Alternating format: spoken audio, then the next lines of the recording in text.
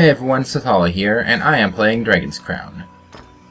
Now, if you're wondering why this is episode 1 and there's an episode 0 on the channel, episode 0 is just me going through the tutorial and picking up the first quest. If you want to watch the tutorial and see how the game plays, you go ahead and watch that and then come back here. Otherwise, you didn't really miss anything. You just saw me picking up the quest to go here to the ancient temple ruins and find a guy named Roland. And once I do that, I can go and enter the Magician, or the Adventurers Guild. Some quiescent, some far less so. An ancient dragon spoken of in myths. Now, this is my first time playing a sorceress. I have played the game a bit before as an elf, which plays quite a bit differently. Since you have arrows instead of MP, and you don't have to worry about running out of MP for your basic attacks. But you also do a lot less area damage, it feels like, so...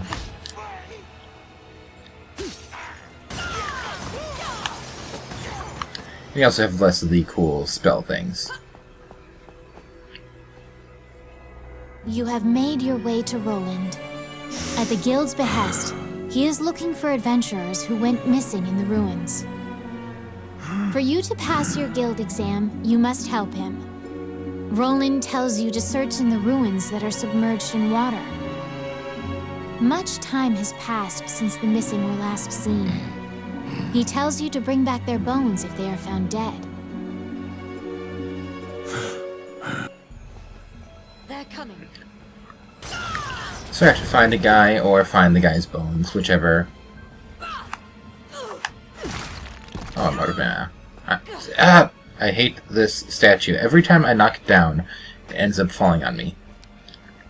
I'm wondering about the guy with the bag here. That's Randy the Rogue. He unlocks doors and opens treasure chests for me, which... And then he also steals gold that's lying around. He is a bastard. So, let's go to the side room here. The cargo is various articles from ships that have been reported missing.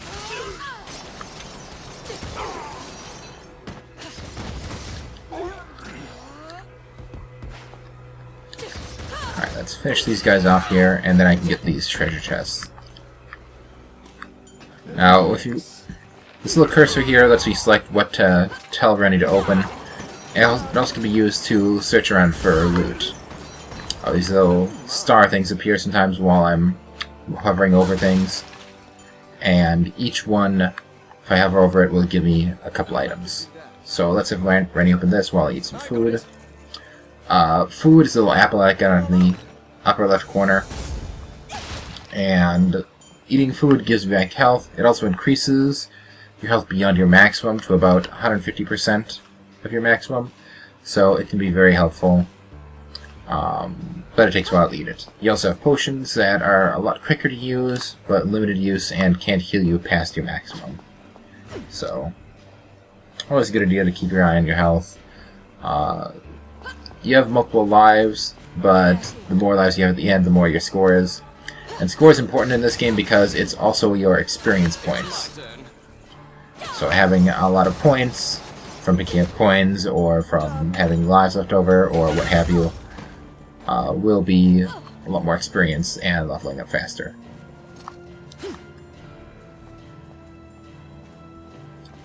So I have a bomb now. Let's see if there's anything useful I can use it on. Those little holes in the floor are a spike trap like that.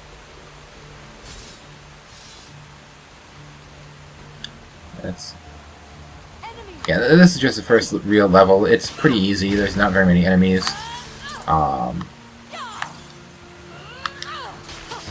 and I'm out of mana.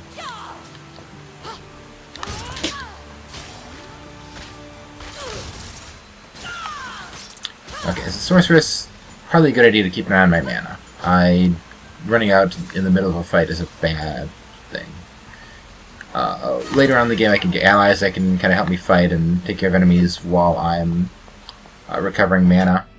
But this early in the game you don't get that. Of course, it's also a lot easier, but...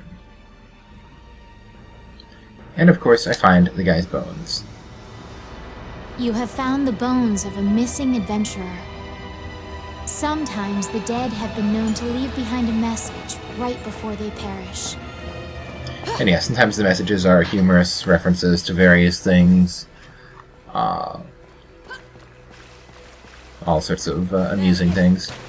If you're wondering why the announcer voice is different, by the way, I bought the DLC to change it to the elf's voice. Actually, the DLC pack unlocks all 6 character voices as the narrator. You don't need to buy the DLC for it, you can just unlock it in the game. I didn't know that. Actually, when I bought the DLC, I thought it was only DLC.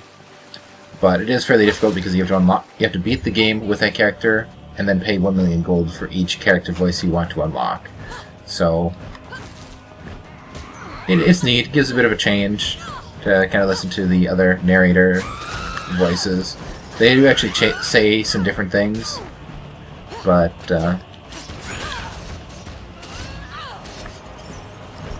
no, stay. Stupid bird. Stay in one spot. There. Do I even heal up?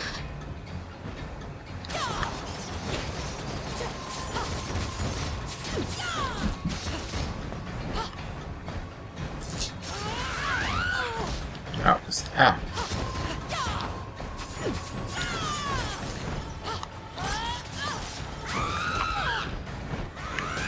Take a potion real quick. Though that's not going to help too much because I'm just losing the health right away.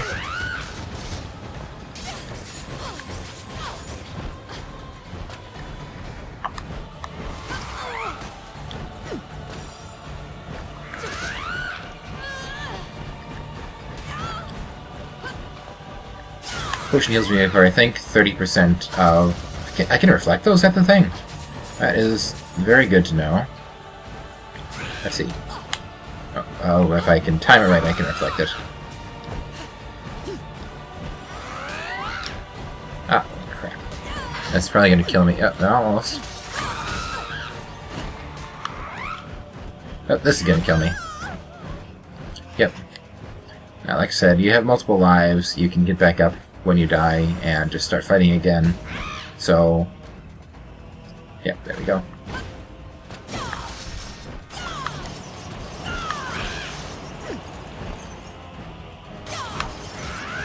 Let's see if I can do a bit better this. Oh, okay, I'm getting the hang of Sorceress. So this is my first time playing as one. I'm not really used to fighting like this. I'm used to a bit more agile character in the Elf. This one that does a lot more of jumping and kicking things instead of throwing spells out. Aha, it didn't get me there. I can also teleport, I keep forgetting about that. Probably a good thing to be able to dodge enemy attacks like that.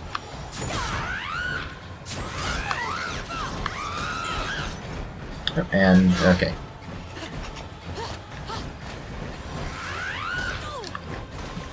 Get my mana back. There we go, I got the thing. Yeah, the boss fights are going to be a bit more interesting later on when I have more party members. More nests similar to this one spread throughout the area. You exit the area, taking care to avoid drawing the attention of any other harpies. So, as you can see here, treasure comes in multiple ranks. E is the worst type of treasure and usually just for selling. It goes all the way to A rank, and then S rank is the highest rank of treasure. So, yeah, there we go. After each adventure, you go to the tavern here, where you're able to, first if you level up, hopefully, get some experience. And as you can see, my score gives me extra experience. I get bonus experience for having health left, for getting coins, for having life left, or for having life points left. So it all kind of adds up. Now for identifying items. You never know what items do, but you can tell how good an item is. Like this staff here is probably pretty crappy because there's no special bonuses.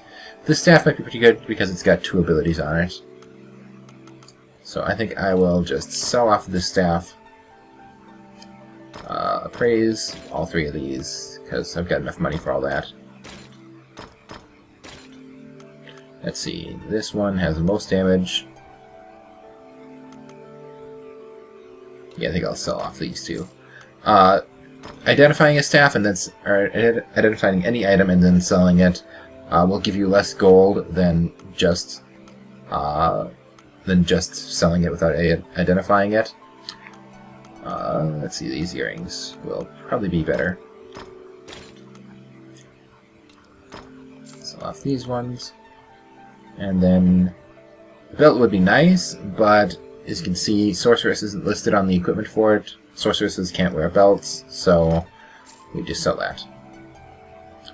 Then I just go down to obtain all spoils and quit.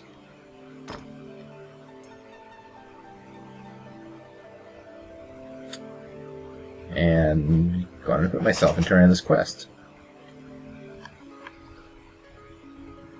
You have fulfilled the request. Report your work to the Guildmaster. Alright, so equipment is pretty simple. Just have different slots. The bar underneath the item is the durability. Once an item runs out of durability, it breaks and you can't use it anymore.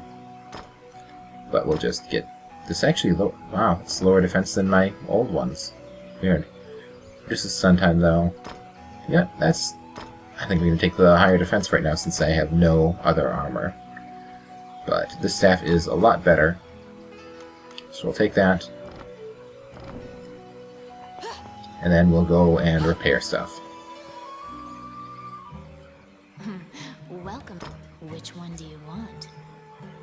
Alright, so the items here, the times 6 is how many times I can use it in the dungeon.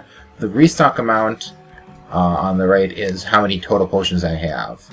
So if I buy this, I have 13 potions and I can use up to 6 of them in a single dungeon.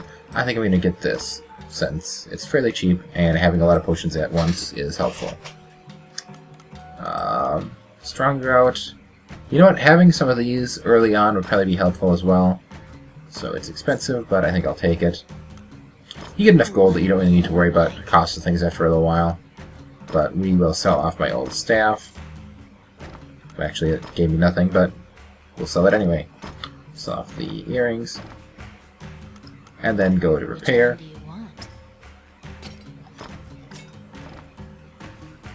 Right, repairing is pretty simple. It's just the same as any other game with durability mechanics. Just a way to kind of cost some gold. Go to the Adventurers Guild and turn the quest. You return to the guild to report your quest. However, Samuel gives you an additional task. It is possible to resurrect the dead with their bones.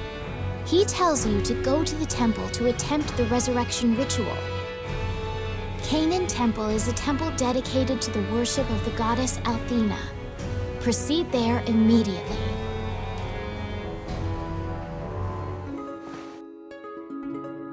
You were ordered to attempt to resurrect guild members at Canaan Temple. Nah, I just teleport around by hitting select here and just walk right to whatever building I want to go to. As you enter, a kindly voice echoes from the back. You seem to be in need of help, a monk says, and approaches you. The prayer of the monks sometimes restores the dead to life. The goddess bestows mercy to those whose time has not yet come. Wandering one, how can I help you? So yeah, thankfully this guy is free to resurrect because it's just part of the quest. Other characters cost Allow money. this heart to beat again. Quench their thirst. Lead the wandering soul back. Reverse death. And awaken them. The prayer reaches the goddess, and the pile of bones is made new. The adventurer pledges their allegiance to you as thanks. Any adventurers you resurrect will wait for you at the inn. You can now fill out your party with those who are waiting at the inn. Please be aware that if you leave an area and one of your party has fallen, they will become lost. If you encounter any bones during your questing, be sure to bring them back and resurrect them so that they can assist you.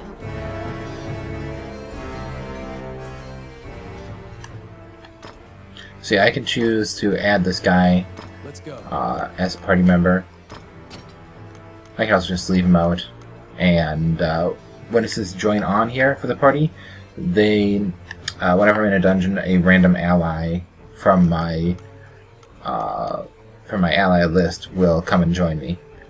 It also means that if I'm playing online, somebody online can come and join me and kick out one of my NPC party members.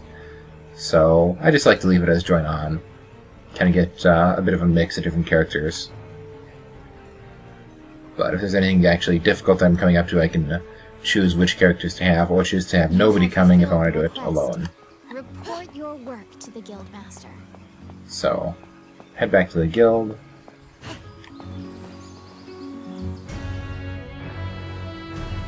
After delivering your report, you think you see part of a smile cross Samuel's face.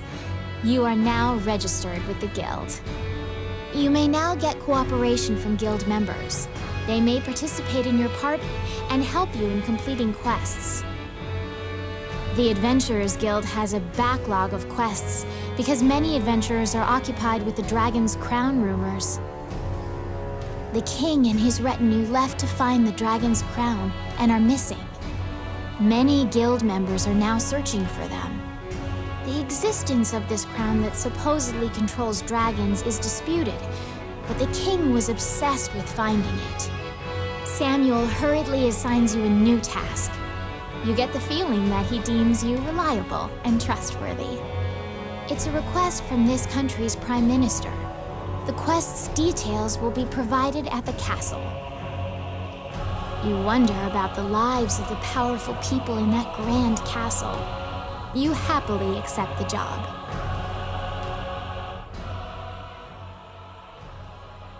Alright, so I can do quests now, I can learn skills, or I can just continue with the main adventure. Whenever you complete a quest, or whenever you level up, you get skill points that you can use to buy skills.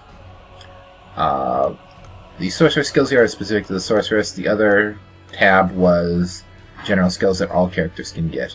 So, let's see what I can do. Let's see a spell.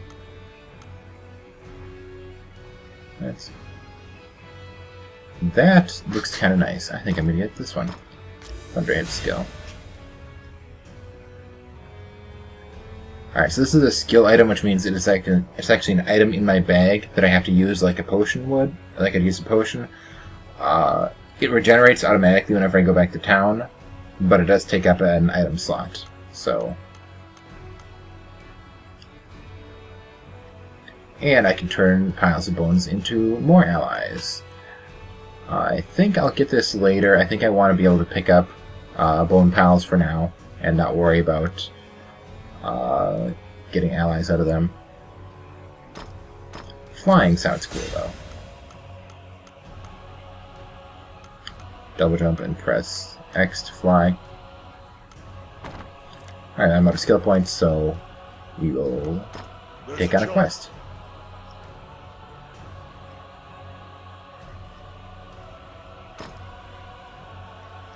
Alright, each quest you have to go to a different dungeon and do something specific, not just complete the dungeon. If you complete the quest and then leave the dungeon without finishing the dungeon, you still get quest credit. And here I just have to go to the Orc's cargo behind the locked door and destroy it. Pretty simple. I think I'll take care of that and then end the episode for now.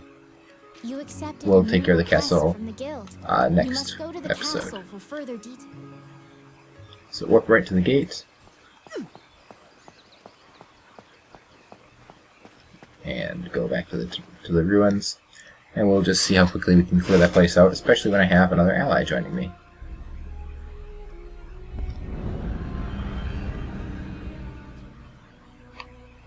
Many things lie within the ruins of the old Elysian temple. Alright, and I can start to see what my requests are. An ancient dragon spoken of in myths is said to have destroyed the Elysian civilization in one night. Right, kill these guys off. And here's my wizard friend. Wizards are like sorceresses, they use MP. They have different spells, which I completely forgot to equip. So I won't be using my new spell right now. but let's see about killing these guys. Flamethrower. Flamethrower is actually somewhat ineffective, but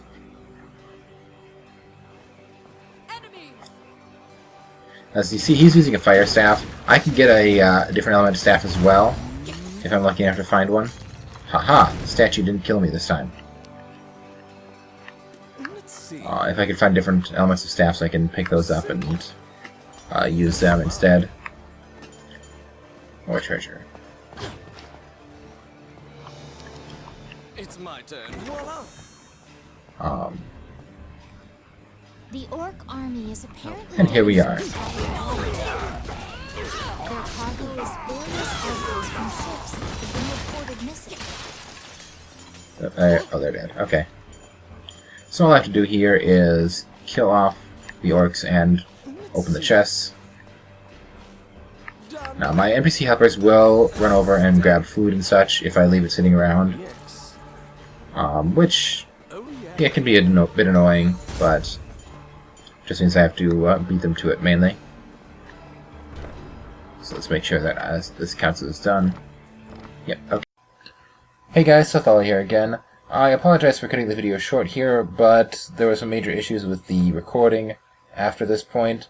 A lot of screen tearing and the clip actually repeating on itself for a moment. So I'm just scrapping everything else after this point. You didn't miss much of anything. We killed the boss, got some experience, got some loot. I'll recap anything that happened interesting and show you off what I got in the next episode, but for now, I'm going to end it here. Thanks for watching!